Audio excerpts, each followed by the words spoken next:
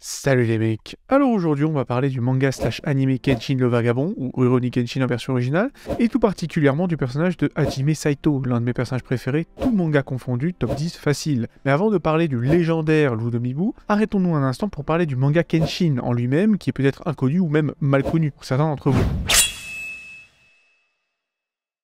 Le manga prend place durant le Japon, qu'on pourrait appeler post-féodal, de 1878, juste après une ère très troublée de guerre civile.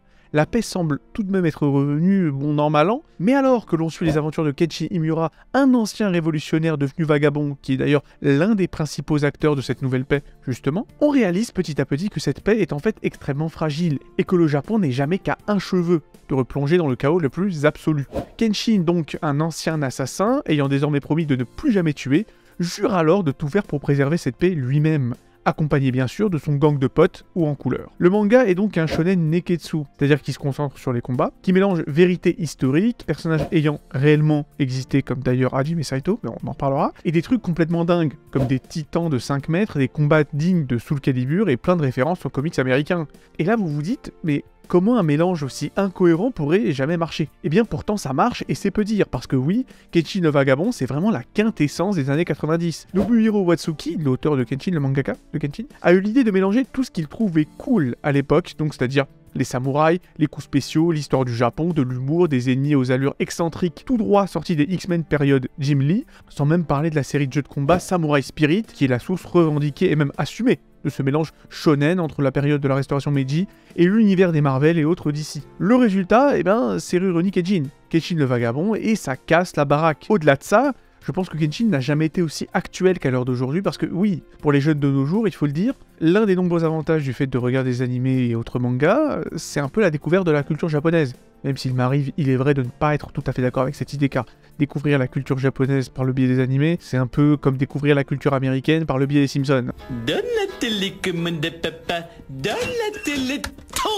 On va dire que c'est un peu caricatural et réducteur, on va dire. Mais bon, j'ai envie de dire, pour moi, Kenshin le Vagabond reste un des meilleurs animés qui soit pour s'intéresser, ou commencer au moins à s'intéresser, à l'histoire féodale du Japon, voilà. Et même si le manga est principalement fait d'exagération et de fantaisie historique, il m'a quand même donné une vague idée de qui étaient certains personnages historiques japonais, tels que Yamagata Haritomo par exemple, et évidemment Hajime Saito, voilà.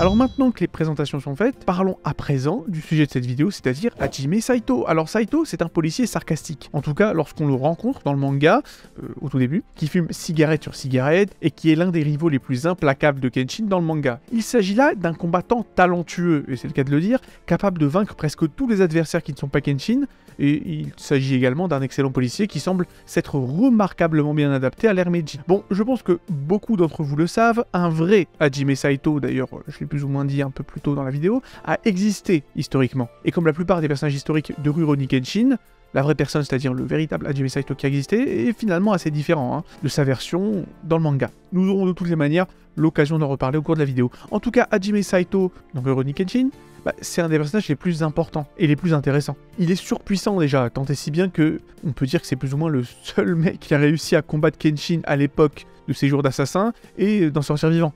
Alors que Kenshin était encore à l'époque connu sous le nom de Batosai, et qu'à l'époque, voilà, il se battait pas avec un katana inversé.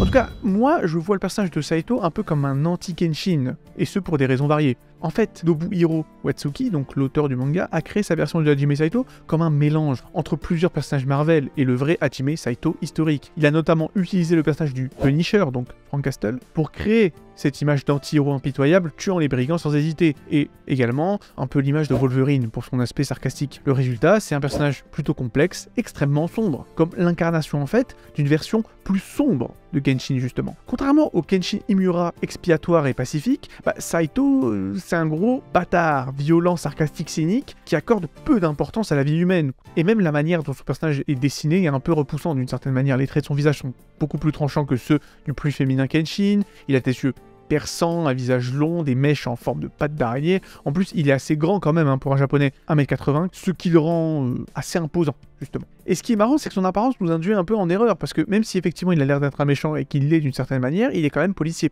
On se dit donc que c'est un personnage manipulateur, un vrai serpent, usant de sa fonction de policier pour arriver à ses fins. Et pourtant, c'est tout le contraire. Saito est l'exemple parfait du personnage incorruptible, qui s'accroche à ses croyances malgré les nombreux changements que son entourage subit, et que son pays subit également. Bref, Saito, c'est un gigachad. Et le fait d'être un personnage macho, un peu viril, voilà, en tout cas en termes esthétiques, a donné à cette version de Saito un charme unique, je dois dire. Parce que d'autres séries d'animés ont choisi une autre approche pour leur propre version de Hajime Saito, comme dans Haruuki Shinsengumi Kitan, on nous voit une version bien plus efféminée de Saito, bien loin de notre version préférée de Saito, j'ose l'espérer, version vénère et virile.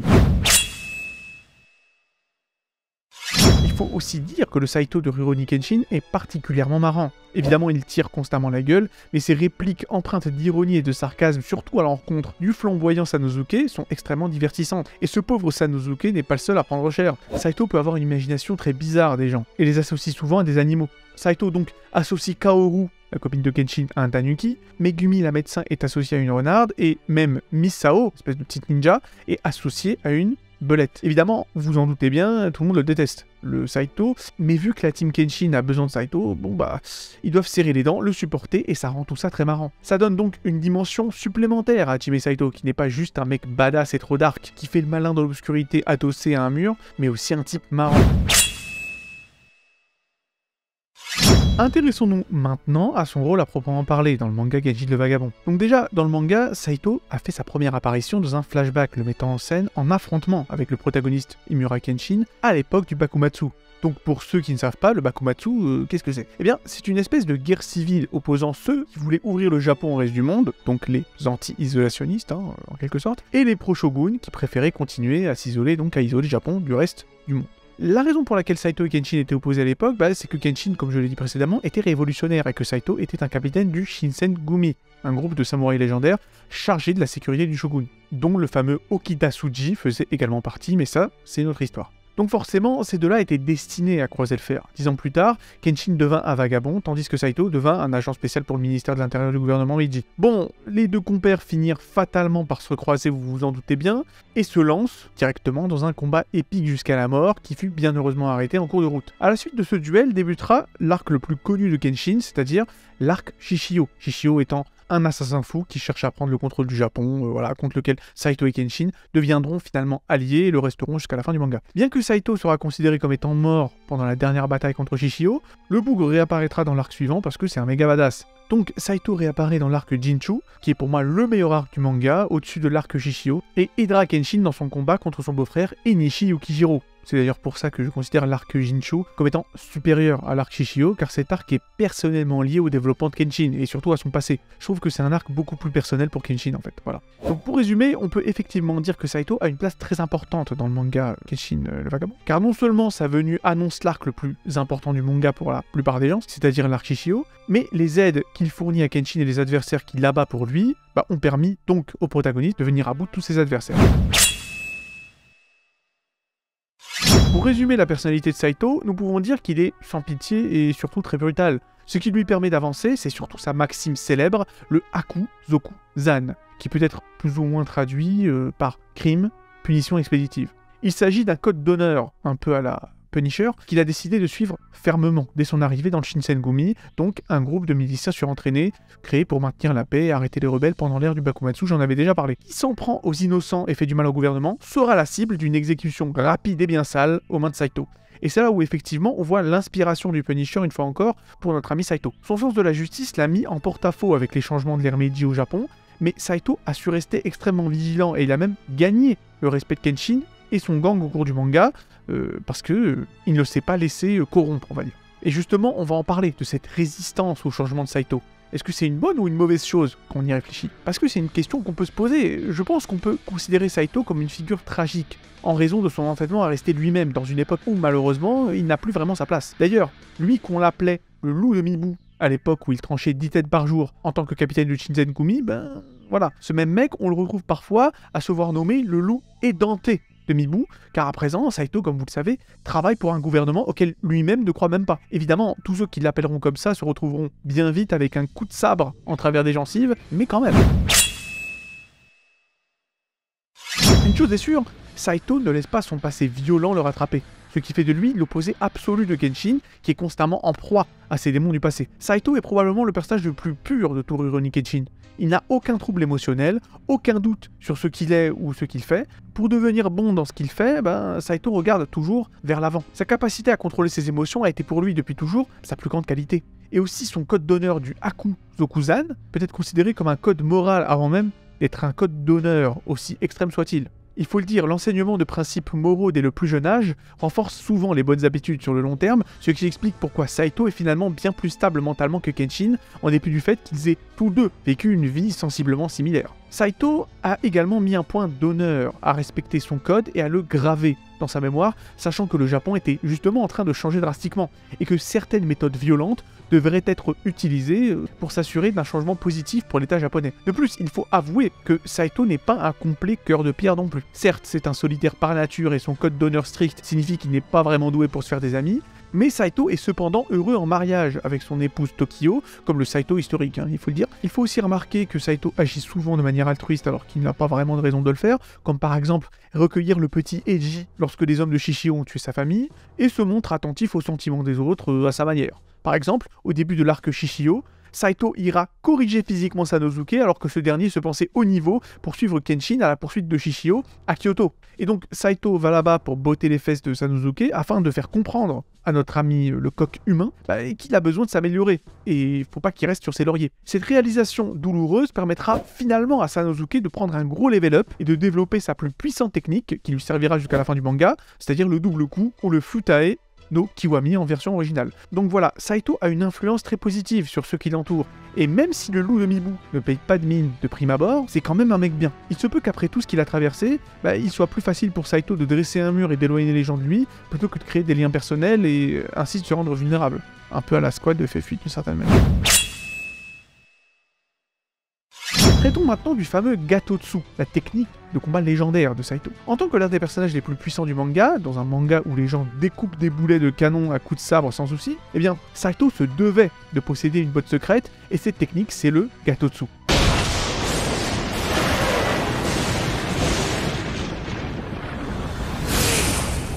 Il s'agit d'une invention évidemment, mais elle est basée sur des techniques réelles de Kenjutsu, donc l'art du sabre japonais, précisément la technique Irazuki, connue pour avoir été développée par Hijikata Toshizo, le vice-commandant historique du Shinsengumi. Attention, la technique est décrite comme étant similaire à celle que le véritable Hajime Saito historique utilisait. Que ce soit le véritable Hajime Saito ou le Saito du manga, ils sont tous les deux gauchers. Et d'ailleurs, petite parenthèse, en fait, ils ne sont pas vraiment gauchers. C'est juste que Saito, enfin, les deux Saito historiques et celui du manga, se forcent à se battre de la main gauche parce que la technique Irazuki et également de Gatotsu, soit dit en passant, sont faites pour être utilisées de la main gauche. Cela montre également la puissante discipline de Saito, qui est capable de juste apprendre à se battre avec la main gauche, juste parce que c'est plus optimal au combat. Donc, malgré l'aspect fantastique et fictionnel du Gatotsu, la manière dont Saito l'utilise dans l'anime la rend d'autant plus créative. Il existe 3 positions que Saito peut utiliser avec le Gatotsu. Ichiki, la position standard avec une attaque au niveau des épaules. Nichiki, une attaque un peu plus basse. Et Sanchiki, une attaque vers le haut du corps, donc anti-aérienne.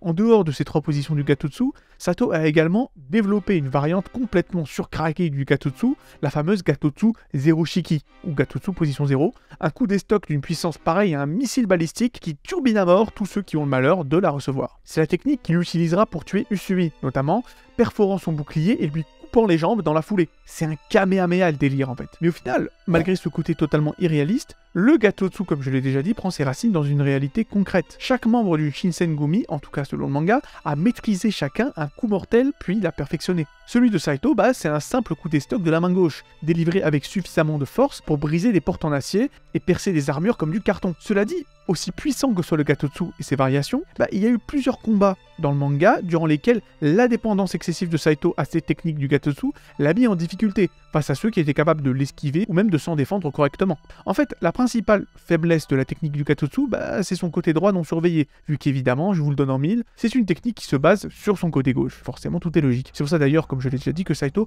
a appris à se battre dans la main gauche. Bref. Mais c'est surtout là que Saito nous montre à quel point c'est un combattant hors pair, bien que beaucoup de ses adversaires se moquent de lui à cause de son manque de versatilité. Et c'est ça qui est intéressant avec Saito, c'est que il compense lui-même les faiblesses du Gatotsu. Il le montrera par exemple durant son dernier combat du manga contre l'un des 4 gardes Sushin à la solde de Enishi Yukishiro, donc le beau-frère de Kenshin comme je l'ai déjà dit. Donc rapidement, l'un des gardes Tsuchi s'opposera à Saito et exploitera les faiblesses du Gattotsu. Et pas de souci, Saito, juste après avoir été planté par sa lance, répliquera en empoignant le moine à la bouche en mode bas les couilles et lui éclate la gueule sans même avoir à utiliser son Gattotsu. Pas le temps de niaiser le Saito. Bonsoir, ça va bien? Tequila, Anakin, pas le temps de niaiser. Ce qui veut dire que même si le Gattotsu a des faiblesses, Saito, lui, n'en a tout simplement pas. Comme Kenshin l'a lui-même déclaré, si vaincre Saito ne consistait qu'à vaincre son coup signature, c'est-à-dire son Gattotsu, leur duel se serait terminé il y a bien longtemps, à l'époque du Bakumatsu il y a 10 ans. Car oui, Saito est l'égal de Kenshin au combat et presque invincible, à l'exception de son affrontement avec Ishio, qui a profité de ses blessures et s'était préparé à l'avance. Nobuhiro Watsuki déclarera même que dans un combat direct, Saito aurait probablement remporté la victoire contre Shishio, tandis que Kenshin aurait gagné s'il avait quelqu'un à protéger, bon protagoniste de shonen qu'il est. Sanosuke lui-même, il faut le dire, pas un fan de Saito, loin de là même, notera quand même, pendant l'arc Jinshu, que Saito n'a aucune intention de perdre contre quelqu'un d'autre que Kenshin. Je pense avoir maintenant fait le tour des éléments les plus importants du personnage de Saito, mais je ne pourrais pas finir cette vidéo sans vous parler des moments qui m'ont fait surkiffer cet incroyable personnage. Déjà, comme je l'ai dit, j'aime beaucoup les interactions de Saito avec Sanosuke, qui sont extrêmement marrantes. Comme, par exemple, lorsque Sanosuke se pose sur le haut du fiacre de Saito durant son voyage vers Kyoto, à l'époque de l'arc Shishio, vous vous rappelez. Sauf que, manque de chance pour Sanosuke, Saito n'aime pas trop les passagers clandestins. Et on verra donc, durant tout le voyage, Saito n'ayant aucune hésitation à planter son sabre à travers le toit du fiacre pour planter Sanosuke à chaque fois qu'il dit une connerie. Il ira même jusqu'à demander au cocher de se débarrasser du clochard qui squatte le toit, c'est juste hilarant en fait. Donc en gros, les interactions entre Sanosuke et Saito, c'est en général des barres de rire. Il faut le dire aussi, le design de Saito, enfin voilà, il est ultra classieux, ça vous le savez et vous le voyez, vous n'êtes pas aveugle, voilà, avec ses yeux de killer et sa cigarette constamment au bec. Son opposition avec Kenshin, il faut le dire, est également très intéressante, voir comment au cours du manga, les deux rivaux, c'est-à-dire Saito et Kenshin, deviendront progressivement des alliés et peut-être même des amis. Mais évidemment, ce qui rend par-dessus tout le personnage de Saito proprement inoubliable, c'est quand même ses combats. Et oui, Kenshin le Vagabond, c'est un manga Neketsu, donc un manga de baston. Alors déjà, les combats de Saito, et ce qui fait qu'ils sont vraiment mémorables, c'est déjà qu'ils sont très cérébraux. Saito, il faut le savoir, démonte d'abord l'idéologie de son adversaire pour ensuite le battre physiquement à proprement parler. Son affrontement avec Usui en est un bon exemple. Alors déjà, qui est Usui rapidement? Parce que j'en ai déjà parlé d'ailleurs un peu plus tôt dans la vidéo. Usui est devenu l'un des gardes personnels de Shishio après s'être fait battre par ce dernier et perdu la vue. Usui consentit à devenir l'allié de Shishio à condition qu'un jour il serait celui qui le tuera. Le truc que Saito a compris par contre, et qu'il se fera un plaisir de faire remarquer à Usui, c'est que ce dernier sait très bien qu'en fait, Usui n'avait jamais eu aucune chance contre Shishio, et qu'il n'accepte de travailler avec lui avec la vague condition d'être celui qui un jour le tuera, simplement parce que Usui refuse d'assumer le fait qu'il ne sera jamais assez fort pour vaincre Shishio. Alors, notre ami moustachu continue de servir Shishio en faisant genre « ouais, je t'aurai un jour, je t'aurai », voilà, sans vraiment le vouloir. En fait, c'est juste que Usui n'a pas, on va dire, les cojones, d'une certaine manière, tout ça juste pour ne pas assumer sa défaite cuisante aux mains de Shishio.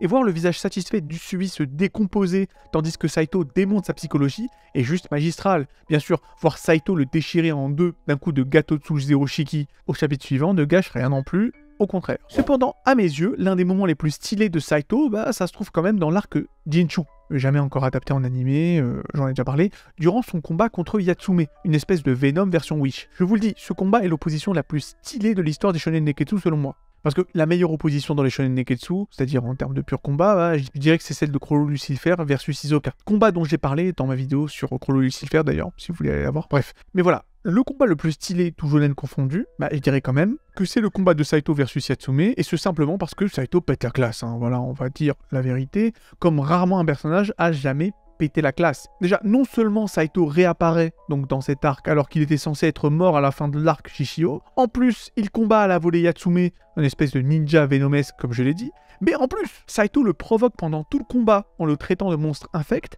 afin de le pousser à faire des erreurs. Saito, c'est le gros troll de l'ère Meiji. Et ouais, il y a toujours ce côté un peu mind game chez Saito. Ensuite, notre ami le loup de Mibu troue le bras de Yatsume d'un coup de Gattotsu Zeroshiki et le finira d'une prise de catch à la Triple H en mode pédigré.